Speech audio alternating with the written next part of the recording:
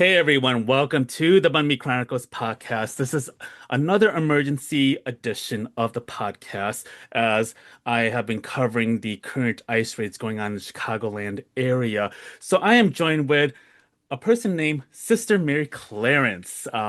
They are a very good friend of mine, and we are honoring their privacy and also for safety purposes. And I also want to give a trigger warning that there will be mentions of ICE, and this may include potential violent experiences associated with the Chicago ICE raids. And the timestamp right now is 6:41 p.m.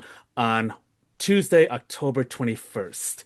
And so I knew Sister Mary for the last several years in the LGBTQ spaces. I have watched them share so much about themselves as a storyteller, as a person battling cancer, and providing professional development guidance, and really been community organizing in Oak Park, which is just outside of Chicago.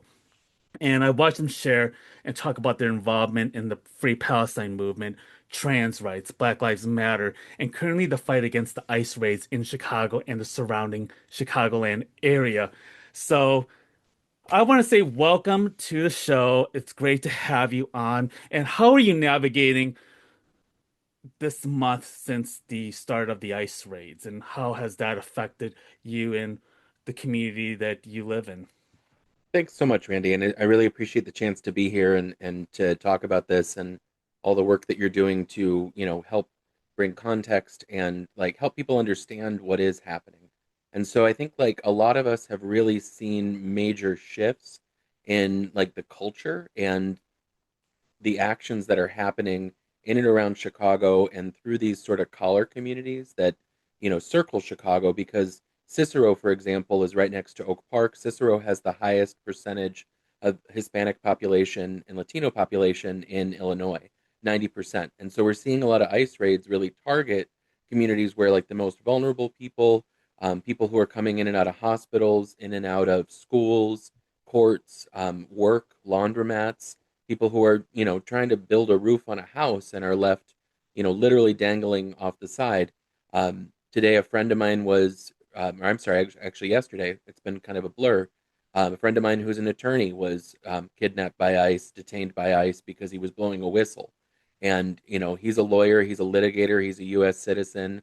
Um, that was outside of his kid's school where his kids go to second grade. And like it's really hitting all of us in so many different ways because we're seeing a new level of brutality. We're seeing, we're kind of used, a lot of us who've been involved in activism or protests have been used to, the ways that police operate. And certainly there's a history of like, Chicago police being violent, but this is a whole different level of escalation and brutality and chemical warfare, just really being launched with no warnings. And that's also, being fought in the courtrooms right now. We're seeing a lot of different cases that are like, fortunately, the judges are saying, "Hey, wait a minute, hang on." But right now, the federal agents are moving a lot faster, and we're starting to see the cooperation in different forms. It's like a very interesting line between the way that state police and local police are operating, and not necessarily protecting people, but protecting federal operations, and it's messed up. Oak Park is in a very unique area. It's next to Chicago. It's next to Cicero Berwyn, which you had mentioned is has the highest Latinx population. Also, it's also worthy to note that Betty White was born in Oak Park. Hometown Uh, hero. Ernest Hemingway and Frank Lloyd Wright are from Oak Park. What can you share about the demographics of Oak Park and what makes it very unique in this situation? Oak Park has really celebrated diversity on a couple of levels, especially in the past 50 years. And Oak Park was one of only a few communities in the country to ever guarantee residents that sale prices would never go down, and actually had an insurance program for a short time when they did a huge push for racial inclusion. It's been the subject of documentaries like America to Me that was filmed at the high school about the history of race relations and the present tensions because there's still racism in Oak Park. There's still a percentage of people who voted for this administration who are celebrating, sometimes quietly. Oak Park's not a place where people tend to be pretty vocal. I can, as a queer person, I can reliably depend upon the police to defend me and my queerness and to be interested in stopping hate crimes, which is different than a lot of other communities. But we still have a lot of work to do, and there's still a lot of tensions um, and violence that goes back, a long, long time. Um, but it's also a place where we've been able to put forward a lot of sanctuary status protection, and our current village administration is very committed to, being able to protect people. And there's also a strong history here of community groups that sheltered hundreds of refugees when those folks were being shipped up on a bus and just dropped off in the middle of winter from Texas earlier, a couple years ago. And a lot of community, there's a lot of goodwill in the community and a lot of community support. But even stuff as simple as like the SNAP funding getting cut in a week, we're expecting to see a lot more need at the food pantries, and there's a lot more people kind of ramping up support around places like schools because we're seeing ICE raids happen here too, even though, we were a little bit at the forefront of getting some of the sanctuary protections in years ago. Um, that's also part of what's made us a target under this administration. Hmm.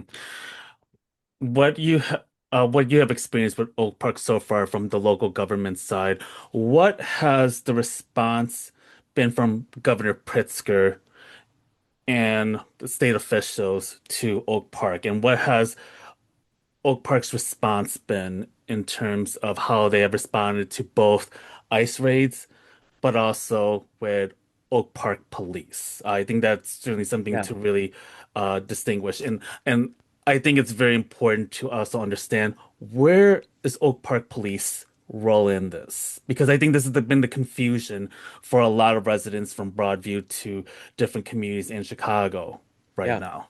I mean, and I obviously can't speak for the Village of Oak Park or the Oak Park Police Department, in any capacity, but just from my own observations, I think there is like a lot of like trying to figure out and a lot of behind the scenes. I'm assuming there's a lot of power struggles like at the state level because the state police report into Pritzker's office, but Pritzker's on the TV saying that we're going to protect people and be the front lines of protection, and then we're seeing the state police actively beating people with their sticks out in Broadview, and they're running interference for the feds, and stepping between. They're blocking off streets and blocking off the means of stopping ICE agents going in and out of those facilities, with people that they've kidnapped.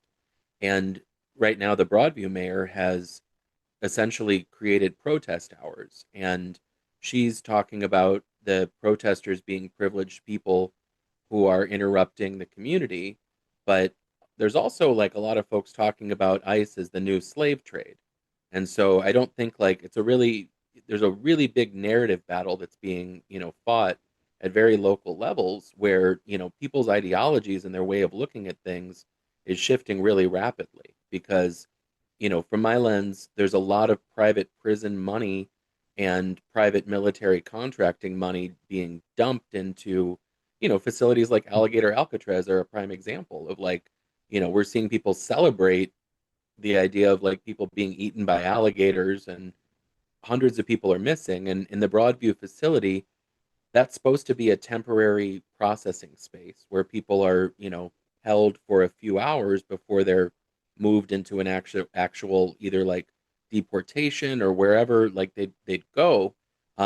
People are being held in a facility that doesn't it's not designed for overnight, and there's children in there. People have described the conditions as being like, utterly disgusting, and like they can't breathe, and the smell is so thick. There's not like, you know, the human waste and the body odor, and there's not showers, and hundreds of people are inside a building that's not designed to house people at all, and there's no accountability for this, and that's very concerning and alarming that we're seeing like some of the like it's really good to see people standing up and for the rights of Illinois citizens and for the rights of people who are in Illinois, even if they're not citizens. But I'm very concerned about the gap between what's being said on TV and what's actually like being done by the police on the street. Hmm. And the media is not reporting it necessarily. Some of the media is, but it's all over the place. Yeah, which also lends me to how are how is the Oak Park community responding to the ice raids in terms of as far as community members and with schools and hospitals and institutions and other spaces. I'm very curious to see if you could really share about what you have observed so far in these different spaces. Yeah, I mean, I think like a lot of different. The cool thing is that there's already a lot of different groups that already understand and have urgency behind them. So without like kind of going into too many details that would, you know, not necessarily they might not necessarily want public. I think there's a lot of groups that are really setting up for, how do we help be the sand in the gears? How do we slow things down? There's already been instances of people detained and court battles and community rallying support around people who've been detained, and getting them out of facilities. And like that's part of the hidden vulnerability. Like the it's not that it seems like the Department of Justice's lawyers can't necessarily keep up with the amount of filings that are happening in court. And it remains to be seen if the federal shutdown is going to shut down courts, and like if they're going to be able to process some of this stuff is sort of like yet to be determined. But there's a lot of different responses happening at, the institutions themselves are working to figure out how to keep people safe. Groups of parents and teachers and other, people who share an interest in protecting children are making sure that our schools stay safe. And I think like I'm not 100% clear on, has there been an issue with, because I know that there was incidences of ICE staging at Village Hall in Oak Park, and they closed the parking lot to anyone who wasn't there for official village business.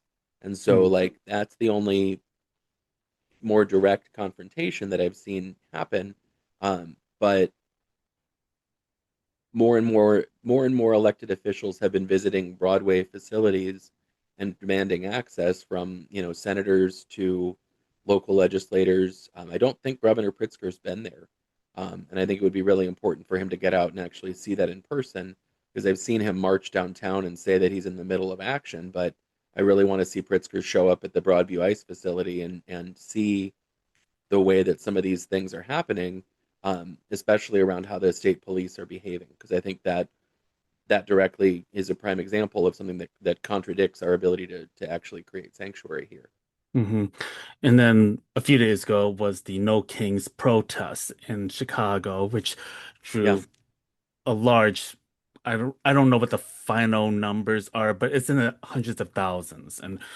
yeah, And it's also and I think this is kind of a struggle of mine personally because as a person who's been very jaded for the last decade, and like, do we have to do this shit again? Do we like are people very serious about this? And is this going to be like another one-off? Because I think like the oppressors are not going to just simply bow down, especially if we are kindly asking them to do that. I mean, what totally. happened on January 6th is a darn good example of it. So I feel like, do we have to get into, and I'm not gonna, encourage this, um, but like, do we have to encourage like a French Revolution or like, what is this going to take? And I think the question is, from the No Kings protest, what have you observed from being there? And and how do you feel like this might translate into transformational work, especially for those who are taking it more seriously? Yeah, and I think like, on the optimistic side, a lot more people are waking up every day, and a lot more people are really putting together the pieces. We've seen that, like, and I want to connect a couple links here too, because, a year and a half, 2 years ago, when we were talking about Gaza as a genocide, people were arguing with that. And there's not a lot of that arguing happening now. And everybody's real clear, that that's been a genocide, and that the US and all the administrations have been really complicit in making that happen. And I think more and more people are understanding that, like, we're living in a dictatorship now, and more people are, and I don't mean everybody. I don't think everybody's really had that recognition, but I see more and more people having it every day. Where like, if you look at history, what did somebody say? If you understand history, the future's not a mystery. And there's not been any dictatorships that have just, left on their own accord.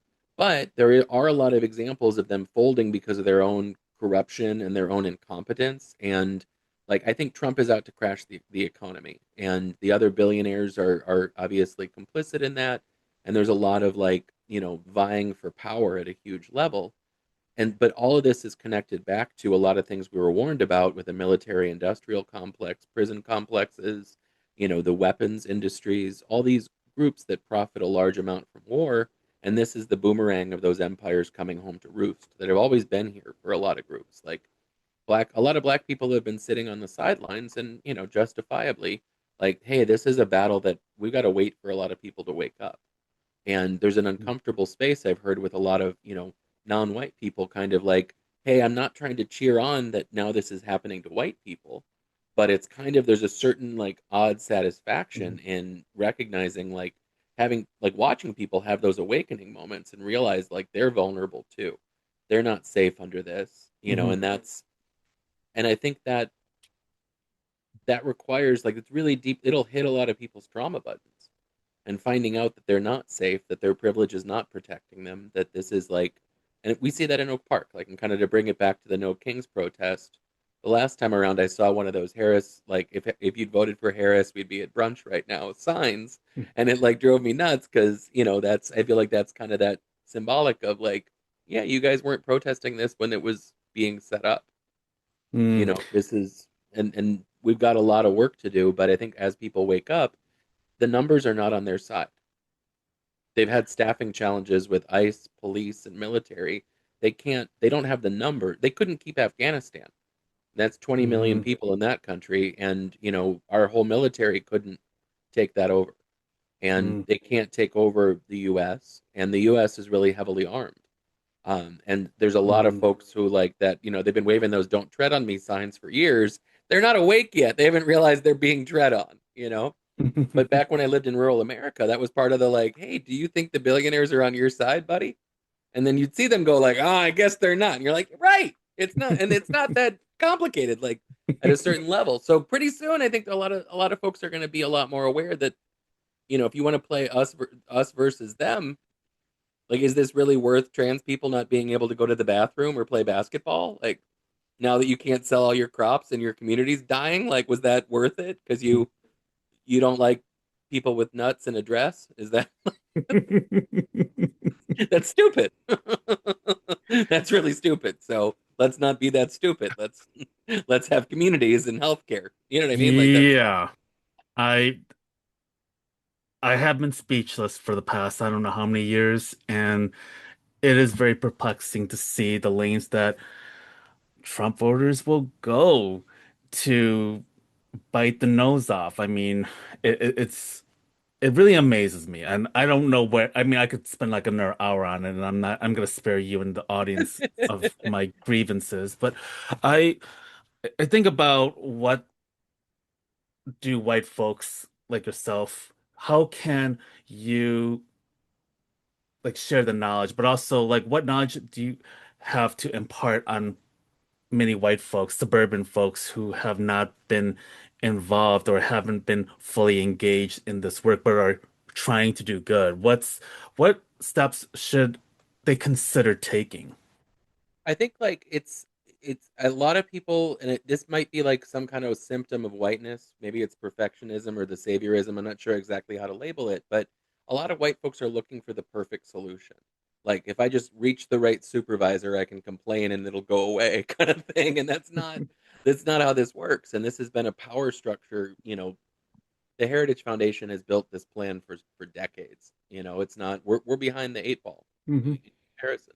So there's got to be a sustained effort, and there's got to be like a real, we have to allow ourselves to shift and engage with reality and recognize that a lot of people were right all along, and it's okay for us to be wrong. Just like it's okay to say, you know what, I did grow up in a racist society. I'm trying to unlearn racism. That's fine. That's a good thing. It's not like unpacking my racism isn't something that's like a one and done. Either I'm racist or I'm not.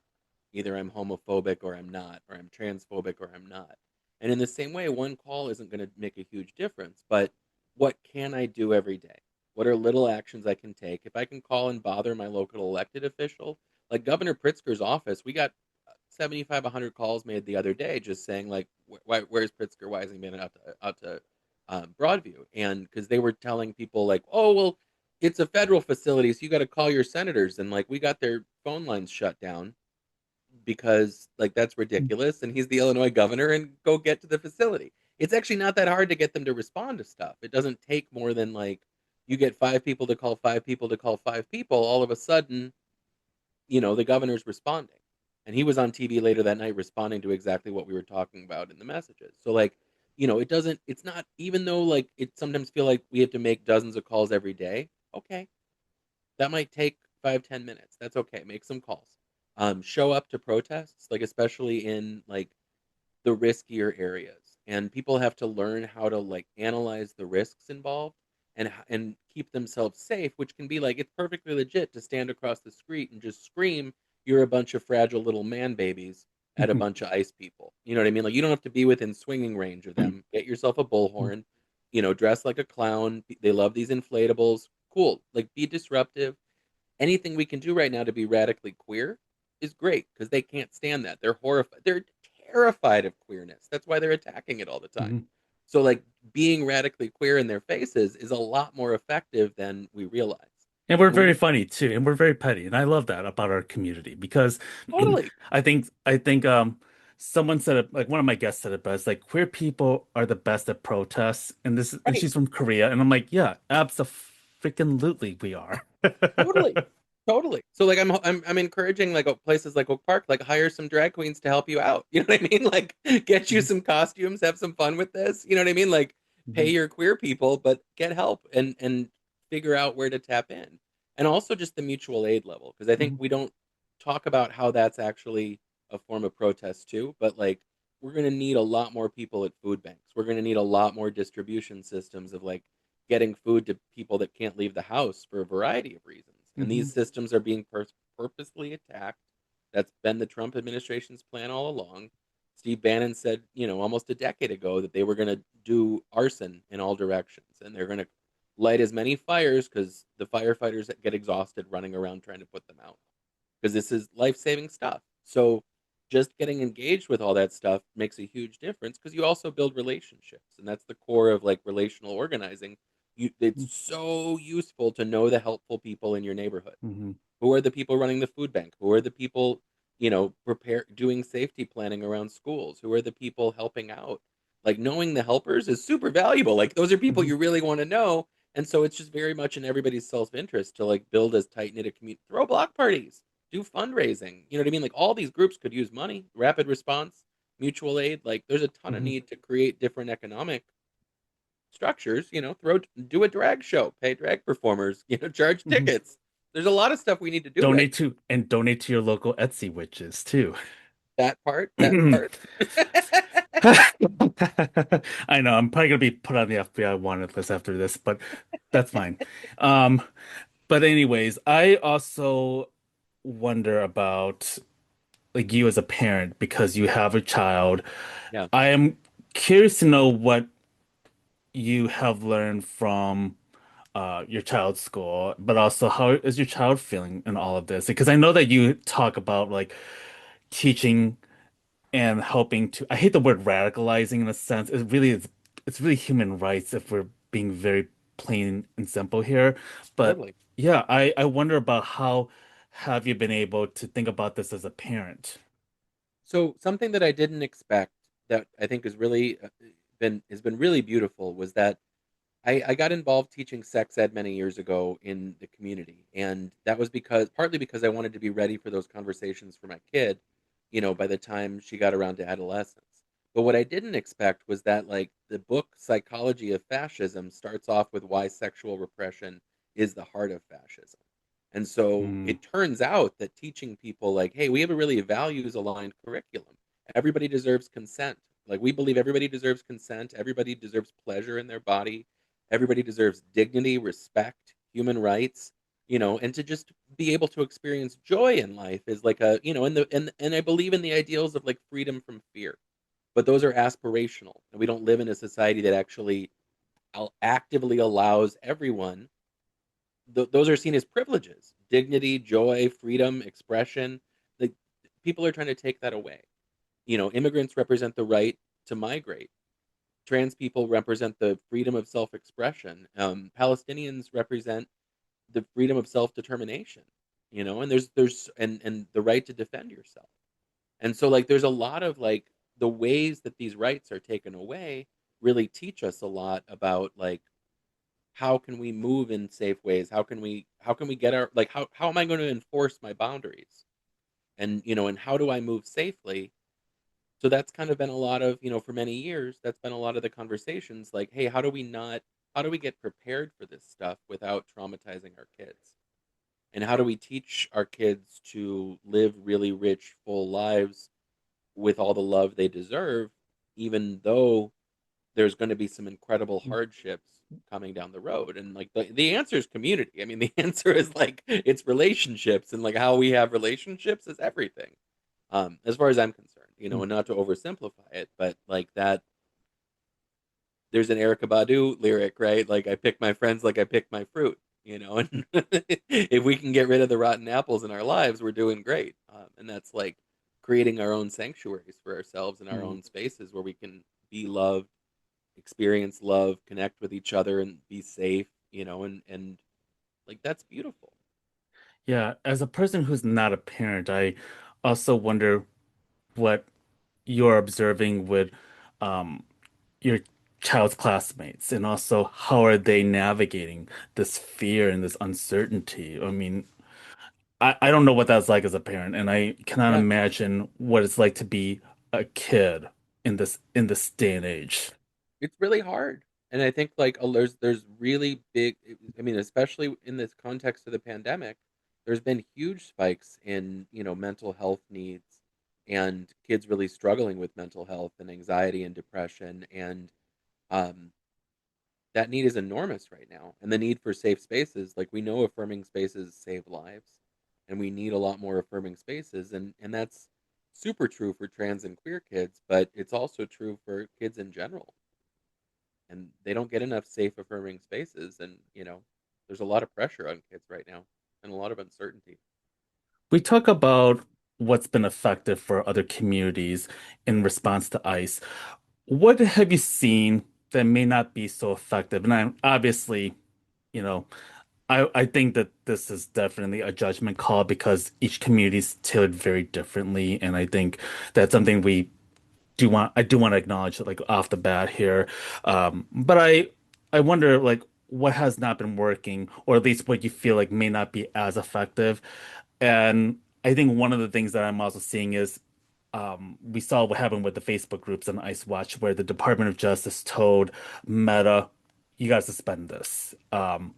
And Meta, I mean, even though I use Instagram quite a bit, um, I also am very aware of how this feeds a lot of misinformation and surveillance. So that's also part of what I'm starting to feel is starting to become less effective. So I'm very curious from your own experience what you feel like maybe this might not be the best idea at this time. Yeah, and I think the digital surveillance tools is really really scary. And the possibility of or what's possible with AI and surveillance is horrifying. And we're seeing it right now, like with Palantir getting ICE contracts, and the ability of, you know, like some people speculate that Elon Musk took a bunch of zip drives and pulled everybody's government data, and that's exactly what Palantir's software is built to do, is to sort through that. And AI can analyze 300 million people's data in a way that would have taken, the 1950s CIA would have had hundreds of people working thousands of hours trying to do the same amount of analysis that AI is capable of doing, to put together, I don't know how vulnerable, a lot of those databases are. And I think that's kind of the part people, I think we're all really scared to look at that dystopian nightmare in the, and just stare at it and be like, that's so evil. How could that even be possible, especially in a time of climate change? But I think if people knew how dark it can get, and like we're kind of living in that movie right now where, like, I've been joking, we're all time travelers sent to change the future. Like we have to act now. Like don't forget the mission, people. Like act now so we don't like end up in that fucking hell. Mhm. Now's the time. And I think like action's always the antidote to despair. So we have to find ways just to keep acting and like learn from every interaction. And we can't expect that perfectionism that like we're going to know the magical thing that's going to make it all go away. We've got to be radically ourselves and fully in our communities as much as possible. And also like, we still need to wash the dishes. It's crazy. But we're balancing all these things and just trying to stay afloat, you know? Yeah, I think that it's certainly something that I think about very, very much in my own work because I know that digital surveillance is very real. There's a lot of risk involved. I think when I start seeing people doing Facebook groups for No Kings, like invites, I'm like, yeah, this is not a good idea. Like I'm literally like screaming and I'm like, no, you cannot be like um putting yourself out in the open too. And also doxing has been very real too. Yeah. Like I know that you're not the knower of all things when it comes to digital safety, but I'm like, gosh, how do you navigate through these different channels, especially when you know it's very crucial? This is one of the very few ways that we can get to people. I mean, I know as a podcaster, as a Substacker, like I feel the need to like share a lot of information that's not getting in there, and I have to fight with algorithms because algorithms hates me. Yeah. Although I just went viral because because of the Brandy and Monica commentary I had on TikTok and me dancing to a Stephanie Mills song, which she Awesome. reposted. So I'm like, okay, maybe I'm breaking through in this way, and I'm like hoping to get more people that way. But yeah, like I think this is like a battle that I have to deal with in terms of like how do I get the information out? Yeah. Um, but surveillance is everything. But also, how do you protect your own safety in the work that you do? Yeah, I mean, I don't feel fully protected, and I feel like that's part of the thing that I'm recognizing too is that like for most of human history, we weren't living with any kind of like sense that our lives would be guaranteed to go in a nice little like college house, marriage, retirement, job, career kind of thing. Like that's all a very recent invention that turns Uh, out wasn't very stable. mm, And so like, yeah. we if we're going to reinvent the economy, we're also going to have to like ditch the notion of like this stability, not in a sense of like because I don't know what it's like to just live. Ta-Nehisi Coates talked about like living without hope in like his visioning of what it meant to like be enslaved, that there was hundreds, some people were like lived their whole life Mhm, with like the quote unquote end of slavery being hundreds of years away. And so like, they like how do you live without hope? And I don't have a like, and that's pretty bleak, mhm, because I think you can still have joy. You know what I mean? Like there's still ways, and that's part of like the preciousness of life. Like we got to party like it's 1999 right now mhm, because it's that like building that joy is also essential too. But that doesn't mean that like the future is guaranteed, and we have to find a way to like live a good, meaningful life without, like I can't control what's going to happen by 2040. mhm. What have you learned about your own missteps the last couple of years? I think that we had talked about perfectionism, and I think that there is a lack of grace that's being given to a lot of people who are really trying to genuinely do good. Yeah. And unfortunately, that causes um, mistakes can happen, especially in rapid response moments. And burnout issues are very common in the nonprofit grassroots collective work. Yeah. Um, I think it'd be very interesting to hear about your experiences of what you've experienced as missteps as learning opportunities, because I really do think that folks still have this perfectionism or this people-pleasing tendencies. Like, I don't want to get canceled. I don't want to get kicked out of the group. I feel like I'm going to offend um, other, BIPOC folks as a white person, or I will offend trans folks as a cis person. I'm very curious about how you navigated and how have you had to learn and repair trust with folks that might have felt upset. Wow. Yeah, that's a great set of questions there too. And like I don't know that there's a right or wrong answer, but I'm thinking about like, you know, I didn't know for a long time how valuable it was to be polarizing. and to be able just to lean into the reality that like if 9 out of 10 people don't like me, that's fine. Like I want to find the one person out of 10 that I can really connect with. And not to say fuck the rest of them, but Hmm. yeah, fuck the rest of them. And like if and I'm not like Hmm. I think it's so easy to grow up in this society and accidentally get so wrapped up in everybody else's opinions that we're just layered in expectations about what our life could look like. And seeking out like the pathway to breaking those is taking healthy risks. And everyone gets to decide for themselves like what the hell's a healthy risk versus like I mean there's unhealthy risks we could probably label real quick, but like like what does it mean to like for me wearing a dress on the train in public was like a huge moment. And if I'd done that 20 years earlier, wow, my life would have been different. And it's just a dress. But I didn't realize until I was out, on the CTA in a muumuu. I was like, whoa, I feel paranoid. And then I'm like, after years, like, okay, great. I can tell somebody to fuck off if they have a problem. But like Hmm. actually like courage isn't necessary unless you're scared.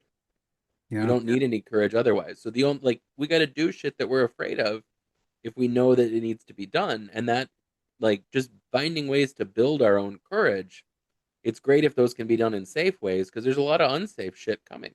So we're going to need the courage. Mhm. Like, we don't have the guarantee of safety in the same way that we used to, and we got to adapt accordingly.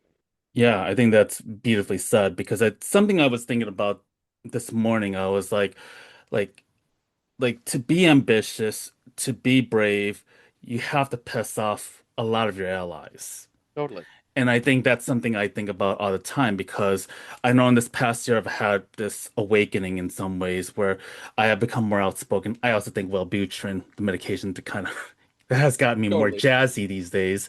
But like, but I think that I find myself now that I'm in my 40s and I know but I think we're in similar in age. Like you get to a point where we've had to work so hard to be validated by people that never were willing to understand us and that we just couldn't fit into this tiny little box Right. and I think that you get to a point where like fuck it, I am not gonna just continue like this. And I don't want this to spread into the places that I work at or the community spaces that I'm in because yes, am I scared sometimes? Absolutely. Do I always want to rock the boat? Not always. But there's also a point in place that I'm like, y'all, like this is a life and death situation. And I want to, at the end of the day, when I'm, hopefully when I'm like 80 years old and I'm getting brought to like show and tell, asked like, at a grade school, like where were Yeah. you during such and such time, like right now, in Right. 2025? And I'll say, this is what I did. This is what I was able to do, not as a way to show off, but as more like, at least I had a conscience then, and that I am not going to live with that guilt for the rest of my life and into eternity. Totally.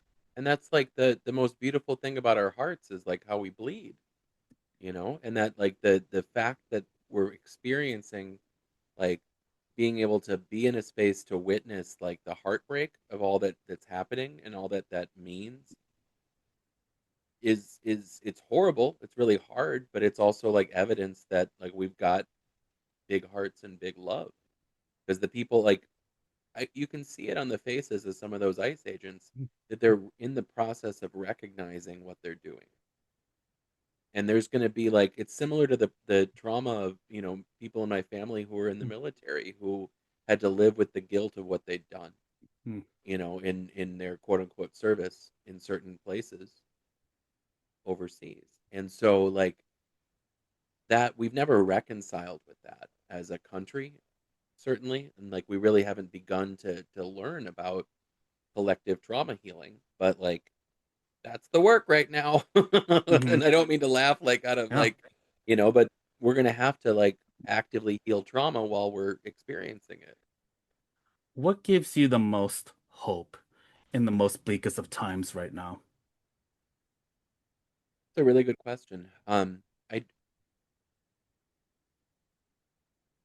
I think I never underestimate the wild cards, And so I don't have to know how we're going to get through this, but I can have a great deal of faith that like we're going to figure out some really radical shit and we're going to be able like the numbers are not with them.